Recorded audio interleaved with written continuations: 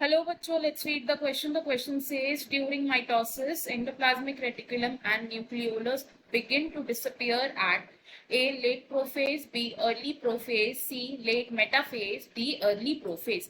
इस क्वेश्चन में हमसे पूछा गया है कि ड्यूरिंग माइटोसिस एंडोप्लाज्मिक रेटिकुलम और न्यूक्लियोलस कौन से माइटोटिक स्टेज में डिसअपियर होना शुरू होते हैं। इस क्वेश्चन में हमारा की कॉन्सेप्ट होगा माइटोसिस। माइटोसिस को हम बोलते हैं commonly the equational division. It is equational division. इस तरीके की सेल डिवीजन में क्या होता है, एक पेरेंट सेल डिवाइड करता है and it forms two daughter cells. And इस डिवीजन को हम इक्वेशनल डिवीजन इसलिए कहते हैं बिकॉज जो parent cell and daughter cell है इनमें प्लॉइडी सेम रहती है, यानी कि क्रोमोसोम नंबर सेम रहता है। माइटोसिस के चार मेन स्टेजेस कौन कौन से हैं? These are prophase, second is metaphase, third is anaphase, and fourth stage है the telophase।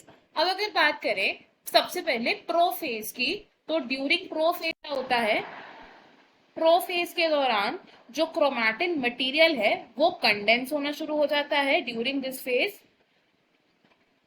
कंडेंसेशन होती है कि of the chromatin material and ये क्रोमैटिन कंडेंस होके क्रोमोसोम्स बना लेता है। And second significant event of prophase क्या है कि इस फेज में ईआर यानी कि endoplasmic reticulum, nucleolus and nuclear membrane क्या होते हैं, दे डिसअपियर। अब ये ऑर्गेनल्स डिसअपियर शुरू होना होते हैं by the late prophase. It occurs in the late prophase और क्रोमैटिन की कंडेंसेशन हो जाती है begin in the early prophase. अब प्रोफेज के बाद जो फेज आता है उसे हम बोलते हैं मेटाफेज। अगर बात करें मेटाफेज में क्या होता है, तो ड्यूरिंग द अर्ली मेटाफेज के दौरान जो क्रोमोसोम्स हैं they begin to align at equator, यानी कि ये इक्वेटर की तरफ मूव करना शुरू हो जाते हैं for their alignment. And by the late metaphase क्या होता है, इनकी अलाइनमेंट कंप्लीट हो जाती है and all the chromosomes are aligned at the equator, जिनमें स्पिंडल फाइबर्स अटैच्ड होते हैं to the kinetochores. And metaphase के बाद आता है next anaphase.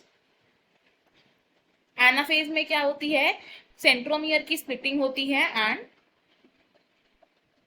chromatids of the chromosomes move to the opposite poles। And anaphase के बाद आता है टीलोफेज। टीलोफेज में nucleolus, endoplasmic reticulum and nuclear membrane reappear हो जाते हैं and further it leads to cytokinesis, जिससे डॉटर सेल्स फॉर्म होते हैं।